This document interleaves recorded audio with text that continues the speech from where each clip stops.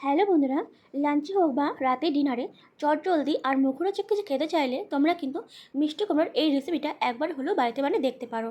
আশা করি তোমাদের অনেক ভালো লাগবে। তো বন্ধুরা, তোমরা সবাই কেমন আছো? আশা করি ভালো আছো, আর আমিও অনেক ভালো আছি। আর তোমরা দেখছো সম্পার ছোট রান্নাঘর। তো চলো বেশি দেরি না করে রেসিপিটা শুরু করা যাক। আশা করি তোমাদের অনেক ভালো লাগবে।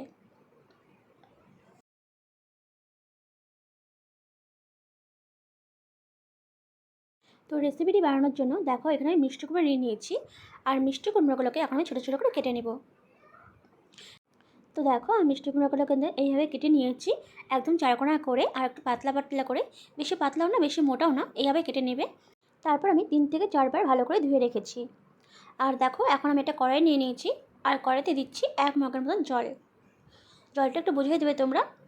আর দেখো এখানে ফুটো ফুটো থালা নিয়েছি, এটা আমি কড়াইয়ের উপর বসিয়ে দিলাম। দিয়ে জলটাকে একটু আমি গরম করে নেব। দেওয়ার পর এখানে আমি উপরে মিষ্টি কুমড়োগুলোকে দিয়ে দেবো। আর বন্ধুরা, তোমাদের যদি আমার রেসিপিগুলো ভালো লেগে থাকে তো প্লিজ একটা লাইক আর সাবস্ক্রাইব করে তোমরা আমার পাশে থেকে যেও। আর পাশে থাকা বেল বাটনটা প্রেস করে দিও, যাতে যখনই আমি নতুন নতুন ভিডিও পোস্ট করব তোমাদের কাছে সবার প্রথমে পৌঁছে যায়। তো দেখো সমস্ত মিষ্টি কুমড়ো কিন্তু আমার দেওয়া হয়ে গেছে। আর এখন আমি একটা ঢাকনা দিয়ে ঢেকে দেবো। কম করে 10 মিনিট ঢাকা দিয়ে রেখে দেবো, যাতে মিষ্টি কুমড়োগুলো খুব ভালো করে সেদ্ধ হয়ে যায়। তো দেখো 10 মিনিট পরে ফিরে আসলাম। আর এখন ওটা চাকু নিয়েছি, চাকুর সাহায্যে দেখো একটু ছিদ্র করে দেখে নিচ্ছি মিষ্টি কুমড়োগুলো পারফেক্ট সেদ্ধ হয়ে গেছে। আর এখন আমি এটাকে নামিয়ে নেব।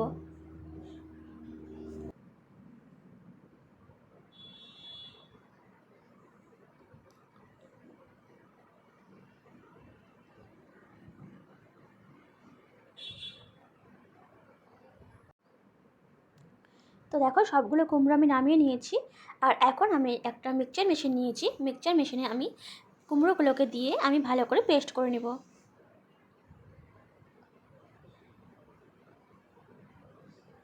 রেসিপিটি বানানো কিন্তু একদমই সহজ, আর খেতে কিন্তু ভীষণ ভালো লাগে। তো দেখো মিক্সচার মেশিন দেওয়া হয়ে গেছে। আর এখন আমি বেশি না, অল্প একটু এটা আমি পেস্ট করে নেব। তো দেখো পেস্ট করে নিয়েছি। আর এখন আমি একটা পাত্রের মধ্যে নামিয়ে নিলাম। নামিয়ে নিয়ে এখন আমি এখানে কিছু মশলা অ্যাড করব। তার মধ্যে প্রথমে আমি দিচ্ছি লবণ। লবণটা অবশ্যই তোমরা বুঝে দেবে। দিয়ে দেবো হলুদ গুঁড়ো, অল্প একটু লঙ্কা গুঁড়ো,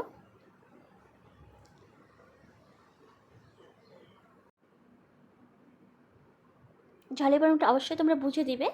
আর দেখো দিচ্ছি অল্প একটু কালো জিরে, দিব সামান্য পরিমাণ চিনি, চিনিটা দিলে খেতে ভালো লাগে। দিয়ে দেবো বেসন, আমি এখানে বড় চামচের 2.5 চামচ এখানে বেসন দিয়েছি। আর দিয়েছি 2 চামচ চালের গুঁড়ো। দিয়ে এখন এটাকে খুব ভালো করে মাখিয়ে নিতে হবে।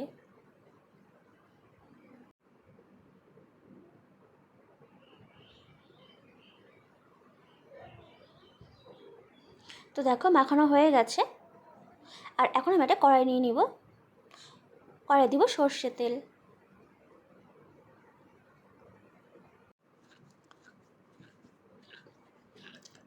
দিয়ে তেলটা একটু গরম করে নিব।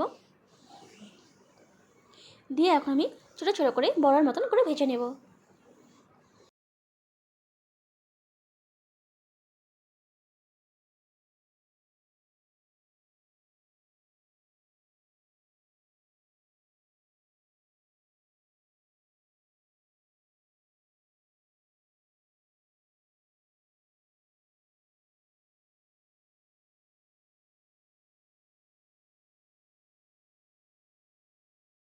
আর বন্ধুরা, আমি তোমাদের প্রত্যেকের কমেন্ট পড়ি, আমার বেশ ভালো লাগে।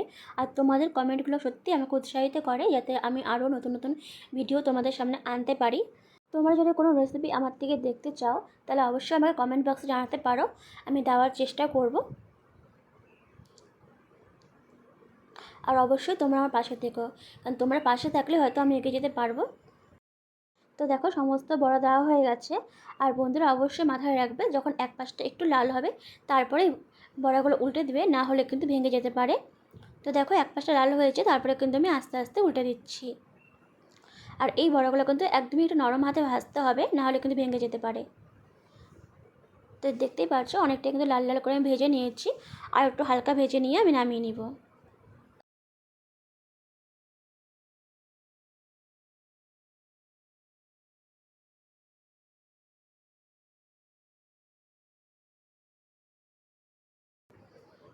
তো দেখো সমস্ত বড়া ভাজা হয়ে গেছে, আর এখন আমি আস্তে আস্তে করে নামিয়ে নেব।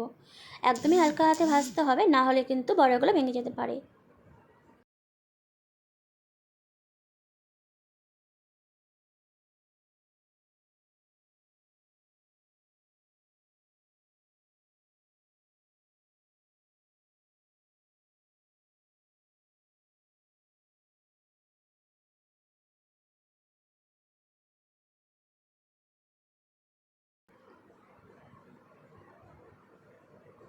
তো দেখো সমস্ত বড়া আমার নামানো হয়ে গেছে, আর দেখতে কিন্তু বেশ ভালো লাগছে, আর খেতেও কিন্তু ভীষণ ভালো হয়েছিল।